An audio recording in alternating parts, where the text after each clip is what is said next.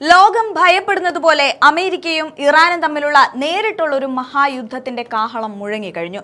അമേരിക്കയുടെ ഏറ്റവും കരുത്തുറ്റ ആയുധങ്ങളായ MQ-9 റീപ്പർ ഡ്രോണും F-16 യുദ്ധവിമാനവും വെടിവെച്ചിട്ടതായി ഇറാൻ ഔദ്യോഗികമായി അവകാശപ്പെട്ടു. ഇതോടെ പ്രകോപിതരായ അമേരിക്ക ഇറാനെതിരെ ശക്തമായ കരയുദ്ധത്തിന് കോപ്പുകൂട്ടുകയാണെന്നാണ് ഏറ്റവും പുതിയ റിപ്പോർട്ടുകൾ സൂചിപ്പിക്കുന്നത്. അമേരിക്കൻ പ്രസിഡന്റ് ഡൊണാൾഡ് ട്രംപിന്റെ വിദേശ നയങ്ങൾ പശ്ചിമേഷ്യയിൽ വലിയ ചലനങ്ങൾ സൃഷ്ടിക്കുമ്പോൾ പെന്റഗൺ ഇറാനിൽ ആഴ്ചകൾ നീളുന്ന സൈനിക നീക്കത്തിനാണ് പദ്ധതിയിടുന്നത്. ഇതിന്റെ ഭാഗമായി 3500ഓളം അമേരിക്കൻ സൈനികർ ഇതിനോടകം തന്നെ മിഡിൽ ഈസ്റ്റിൽ എത്തിക്കഴിഞ്ഞു. US സെൻട്രൽ കമാൻഡ് ഈ വിവരം സ്ഥിരീകരിച്ചിട്ടുണ്ട്. അത്യാധുനികമായ USS ട്രിപ്പോളി എന്ന ആംഫിബിയസ് അസോൾട്ട് കപ്പലിലാണ് സൈനികർ എത്തിയിരിക്കുന്നത്.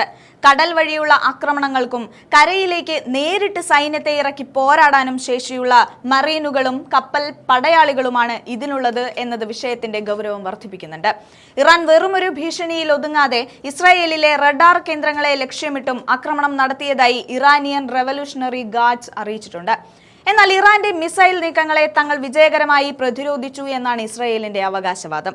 എങ്കിലും അമേരിക്കയുടെ യുദ്ധവിമാനവും ഡ്രോണും തകർക്കപ്പെട്ടു എന്നത് വാഷിംഗ്ടണിനെ സംബന്ധിച്ച വലിയൊരു തിരിച്ചടിയാണ്. ഹോർമുസ് കടലിടുക്കിനും ഖാർഗ് ദ്വീപിനും സമീപം തന്ത്രപ്രധാനമായ സൈനിക വിന്യാസമാണ് ഇപ്പോൾ അമേരിക്ക നടത്തുന്നത്.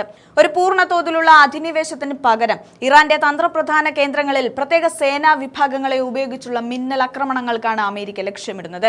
ഇതിനായി 10,000ഓളം അധിക സൈനികരെ കൂടി മേഖലയിലേക്ക് അയക്കുന്ന കാര്യം പെന്റഗൺ പരിഗണിക്കുന്നുണ്ട്. നിലവിൽ 5000ഓളം മറീനുകളും 82ാം എയർബോർഡ് ഡിവിഷനിലെ ആയിരക്കണക്കിന് പാരാട്രൂപ്പർമാരും യുദ്ധമുഖത്ത് സജ്ജമാണ്. ഇറാന്റെ സാമ്പത്തിക നട്ടെല്ല് തകർക്കുക എന്നതാണ് അമേരിക്കയുടെ പ്രാഥമിക ലക്ഷ്യം. ഇറാന്റെ ക്രൂഡ് ഓയിൽ കയറ്റുമതിയുടെ 90% നടക്കുന്നത് ഖാർഗ് ദ്വീപിൽ നിന്നാണ്. ഈ ദ്വീപിനെ ലക്ഷ്യം വെക്കുന്നതിലൂടെ ഇറാന്റെ വരുമാന സ്രോതസ് പൂർണ്ണമായും അടച്ചുപൂട്ടാനാണ് അമേരിക്കൻ നീക്കം. അതേസമയം ലോകത്തെ എണ്ണ വ്യാപാരത്തിന്റെ 1/3 കടന്നു പോകുന്ന ഹോർമുസ് കടലിടുക്കിൽ ഇറാൻ നാവികസേന ഉയർത്തുന്ന വെല്ലുവിളി അമേരിക്കക്ക് നിസ്സാരമായി കാണാനാവില്ല. ഇറാന്റെ ഡ്രോണുകളും മിസൈലുകളും അമേരിക്കൻ സൈനികർക്ക് വലിയ അപകടമുണ്ടാക്കുമെന്നത് പ്രതിരോധ വിദഗ്ധർ മുന്നറിയിപ്പ് നൽകുന്നുമുണ്ട്.